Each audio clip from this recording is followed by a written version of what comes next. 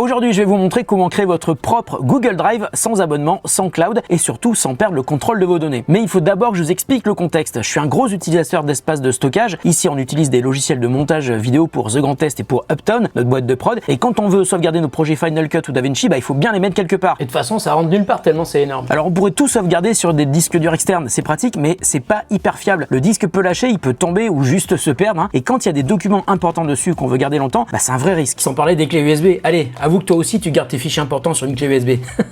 Non mais ça va pas, non? Alors évidemment, comme beaucoup de monde, j'utilise des services cloud comme Google Drive et iCloud pour sauvegarder mes données en ligne sur des serveurs distants. Mais là, j'ai deux gros problèmes. Premier problème, le cloud de Apple ou de Google, c'est pas vraiment adapté à ce qu'on veut sauvegarder. Parfois, un seul projet vidéo dépasse les 300 Go. Alors imagine avec 8 projets, j'ai déjà explosé tout mon espace Google Drive. Deuxième problème, le cloud, c'est cher. Perso, j'ai iCloud 2 Tera et Google Drive 2 Tera. Ça me coûte environ 20 € par mois. Si je veux aller plus loin et avoir 10 Tera, ça va me coûter 50 € par mois, soit environ 600 € par an. Et ça, c'est juste pour Google Drive. Et je suis persuadé qu'avec cet argent, je peux trouver une meilleure solution. Parce que le souci, en fait, c'est que l'argent que je paye pour ces services cloud ne me rend pas maître de mes données pour autant. Elles sont stockées quelque part sur des serveurs que je contrôle pas. Et si j'arrête de payer, mes fichiers deviennent inaccessibles. Alors c'est vrai que techniquement, le cloud, c'est génial. T'as rien à faire. L'espace est virtuellement illimité tant que tu payes. Mais moralement, je t'avoue que ça me dérange un petit peu parce que mes données sont stockées chez Google ou chez Apple. Je n'ai aucun moyen de savoir ce qu'ils en font vraiment. Est-ce qu'elles sont juste archivées quelque part ou est-ce qu'elles peuvent être utilisées par exemple pour entraîner des IA? Alors je dis pas que c'est le cas, mais ce flou ne me met pas forcément à l'aise. Mes données chez eux, pas chez moi,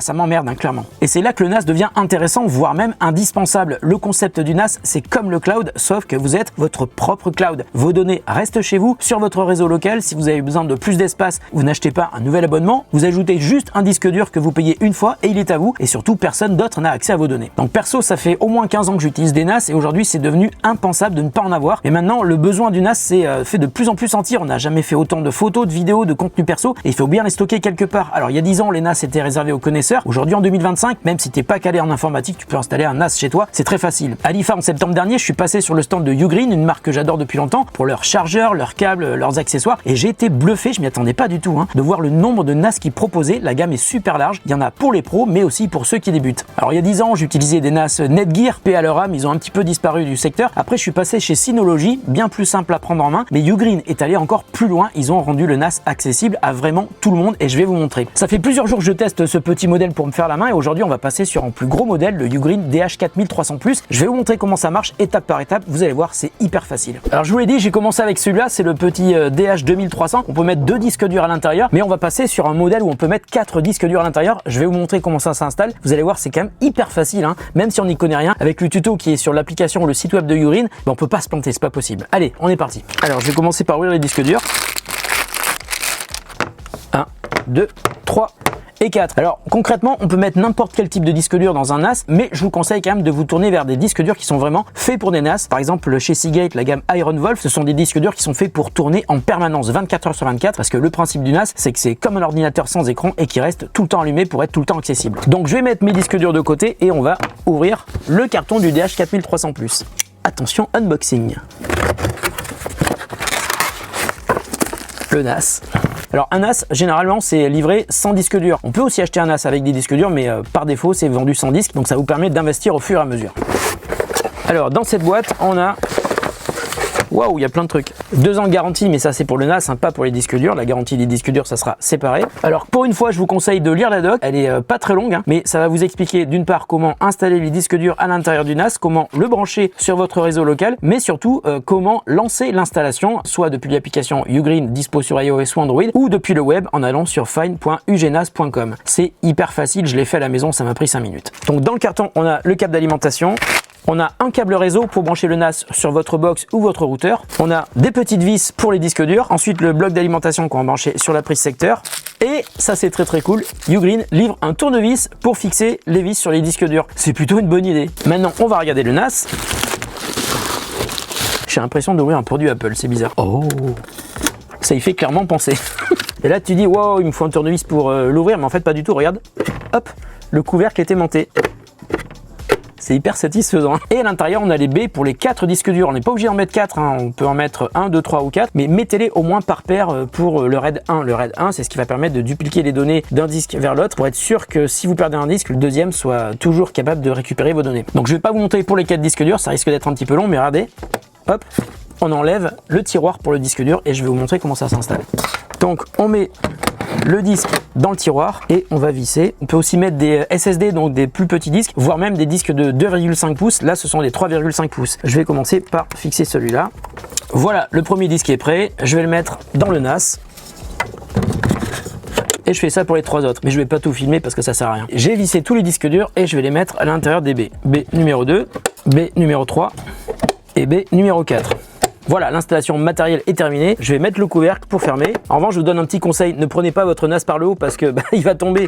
Donc prenez-le par ici si vous le soulevez. D'ailleurs, je vais vous montrer l'avant du NAS. Ici, on a le bouton d'alimentation pour l'allumer ou pour l'éteindre. Le voyant LED qui indique l'activité du LAN, donc du réseau. Donc normalement, il sera toujours en train de clignoter. Et puis l'activité du disque 1, du disque 2, du 3 et du 4. Et ici, on a un port USB type C, ce qui vous permet de brancher par exemple un disque dur ou un SSD en façade pour copier des données sur le NAS. Ça sera encore plus rapide qu'en passant par le réseau. À l'arrière, on a un port HDMI parce qu'on peut brancher le NAS sur une télé directement. On a 2 ports USB 3 en format type A. On a un port réseau pour brancher le câble réseau évidemment. Et puis on a un bouton pour le reset. Et puis le port d'alimentation sur lequel on va brancher l'alimentation secteur. Donc là maintenant je vais le brancher sur ma box. Je vais le brancher aussi sur le secteur et je vais vous montrer la suite sur l'ordi. Alors je vais sur mon navigateur web et je lance find.ugnas.com. Il est détecté en 2 secondes. Je le connecte et je commence par donner un nom à mon NAS. On va l'appeler NAS Uptown. Ensuite je dois créer un compte admin avec un login et un mot de passe et je lui donne aussi mon mail pour recevoir un code de validation. L'installation du système d'exploitation du NAS se lance, elle est stockée dans un espace réservé au sein du NAS et pas sur les disques durs que j'ai installés et ça prend un petit peu plus de 5 minutes. Et me voilà sur l'interface du NAS où j'ai un assistant qui me fait la visite des lieux. Donc l'aperçu général du bureau, c'est en haut que je dois cliquer pour accéder aux applications. Le panneau de configuration me permet d'accéder au contrôle de base, donc compte utilisateur, réseau, matériel et tous les autres paramètres de mon NAS. Ensuite, le centre d'application me permet d'en installer d'autres et de faire les mises à jour. Je peux aussi changer le fond d'écran sur le NAS, c'est cool comme un ordi et je suis prêt à utiliser mon nouveau NAS Ugreen. Alors maintenant je dois créer mon espace de stockage et le configurer par rapport au disque dur que j'ai installé à l'intérieur. Et vous allez voir, on a plusieurs options. Et là il faut que je vous parle du RAID. Non, je vous assure, il n'y a pas de prise d'otage. Le RAID, c'est un système de gestion de disques qui permet de gérer l'espace de stockage et la sécurité des données selon le nombre de disques installés, mais aussi suivant la vitesse et la tolérance aux pannes dont on a besoin pour son NAS. Bon, en gros, le RAID, c'est la manière dont les disques durs travaillent ensemble. Alors, il y a le RAID 0, c'est la formule pleine vitesse. Les disques bossent en parallèle, donc c'est super rapide, mais si un seul disque lâche,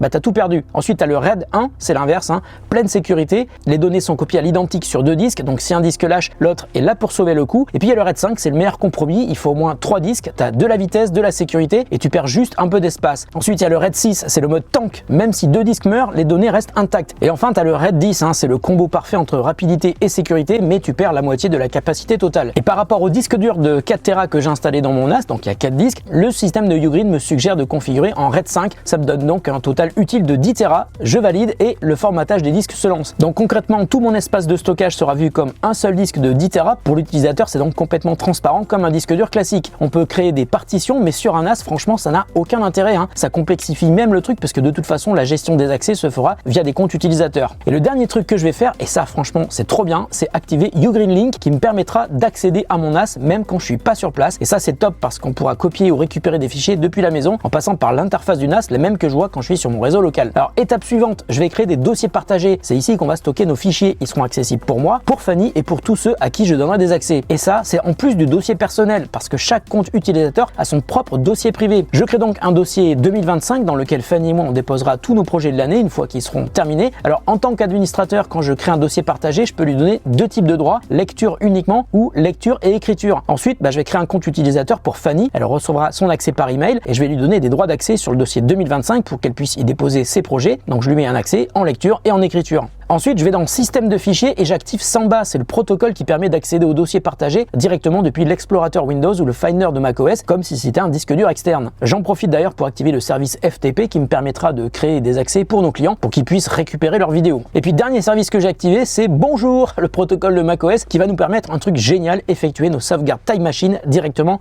sur le NAS. Donc, en plus du mien, comme Fanny est aussi sur Mac, je vais créer un accès Time Machine pour son compte utilisateur. Ensuite, je retourne sur les dossiers partagés et le dossier Time Machine Machine est accessible. C'est ici que seront stockées toutes nos sauvegardes. Et contrairement aux sauvegardes Time Machine que l'on fait sur un disque dur, pas besoin de mobiliser un disque dur entier. Le Mac verra ce dossier comme un disque dur complet. Et une fois sur mon Mac, je vais dans la config de Time Machine et je crée une nouvelle sauvegarde Time Machine. Il va me demander mon accès et il le fera une seule fois. J'ai plus besoin de disque dur externe pour faire mes sauvegardes Time Machine. Tout se fera directement vers le NAS. Alors tout ça, c'était le principe de base du NAS. Et rien que pour le partage de données, la sauvegarde de nos projets, mais aussi de Time Machine, c'est déjà génial et super simple à mettre en place. Mais avec votre NAS, vous pouvez faire encore beaucoup plus de trucs et je vais vous donner quelques exemples, vous allez comprendre. Et c'est d'ailleurs la question que va poser Fanny hier, qu'est-ce qu'on peut faire d'intéressant avec un NAS aujourd'hui? Déjà, tu peux créer ton propre cloud personnel. Le NAS devient ton Google Drive privé. Tu peux y accéder depuis n'importe où, envoyer des fichiers, les partager avec ton équipe, tes amis, ta famille et tout reste hébergé chez toi. Pas d'abonnement et pas de limite de taille, pas de fuite de données. Ensuite, et là c'est encore plus cool, tu peux transformer ton NAS en serveur multimédia. En gros, tu peux fabriquer ton propre Netflix. Tu peux utiliser l'application Théâtre de Ugreen qui est hyper bien faite, mais tu peux aussi installer d'autres applis comme Plex ou Jellyfin. Et sur le dossier du NAS, tu mets tes films, tes séries, tes musiques que tu as achetées en toute légalité évidemment, et tu peux les regarder depuis ta télé, ton smartphone ou ton Apple TV avec les jaquettes et les infos automatiques, c'est hyper chouette. Et puis un truc incroyable que j'ai découvert, l'application Ugreen s'installe automatiquement sur les appareils compatibles présents sur ton réseau local. Par exemple, elle s'est installée toute seule sur mon iPhone et sur mon Apple TV. Alors tout à l'heure, je te parlais de nos Mac, mais le NAS peut aussi sauvegarder tous tes ordis, smartphones ou tablettes sans rien faire. Tes photos, tes vidéos, tes projets de montage, tout se synchronise tout seul et si ton ordi crash, tu récupères tout sur le NAS. Pour les photos, l'appli Ugreen te demande un accès à ta galerie, ensuite elle synchronise automatiquement les images vers le NAS. D'ailleurs, pour les photos, Ugreen a ajouté une couche d'IA qui reconnaît les visages, trouve les doublons et trie les albums intelligemment comme le fait Google Photos. À la différence près, c'est que tout est stocké chez toi donc. Et si tu veux aller encore plus loin, tu peux héberger tes propres services. Par exemple, héberger un site web, un gestionnaire de mots de passe sécurisé comme Bitwarden ou installer Docker, un utilitaire qui te permet de créer des machines virtuelles pour faire tourner un ordinateur à l'intérieur de ton NAS. Enfin, si tu as une maison connectée, tu peux centraliser ta domotique et tes caméras. Alors, certains NAS permettent déjà de gérer directement les caméras, d'enregistrer des flux, de créer des alertes. Pour le moment, le système Ugreen ne propose pas encore de solution native, mais apparemment, c'est dans les projets de la marque et tu peux le faire de toute façon dès aujourd'hui avec des applications tierces. En revanche, ce que tu peux déjà faire aujourd'hui, c'est gérer ta maison intelligente avec Home Assistant. Tu peux l'installer via Docker et tu pourras donc gérer toutes tes lumières, ton aspirateur robot, ta musique en multi-room directement depuis Home Assistant sans passer par les serveurs de Google ou Apple. Bref, ça va du plus simple au plus évolué. Pour nous ici, le NAS de Ugreen, ça va être une petite révolution dans notre manière de travailler à plusieurs. Bon alors pour résumer sur ce NAS de Ugreen, le DH4300 Plus est un super NAS grand public avancé, simple, efficace pour centraliser tes fichiers, faire du streaming local et bien sûr avoir accès à distance à tout ce qui est stocké dessus. Tu peux l'utiliser pour faire des sauvegardes ou même lancer quelques machines virtuelles avec Docker, par exemple pour héberger Home Assistant. Mais face à des modèles plus pro qu'on trouve aussi chez Ugreen, certaines limites apparaissent sur le DH4300 Plus. Côté matériel, par exemple, la RAM est soudée, donc on peut pas l'étendre. Il n'y a pas de cache NVMe pour booster les accès. Il y a un seul port réseau 2,5 gigabits, donc il n'y a pas de 10 gigabits, il n'y a pas d'agrégation et pas de redondance au niveau de l'alimentation. Le processeur est très bon pour des usages modérés, mais il n'est pas taillé pour de la virtualisation lourde ou du montage en direct sur DaVinci par exemple. Côté logiciel, l'écosystème UGOS, c'est le nom du système, est agréable, mais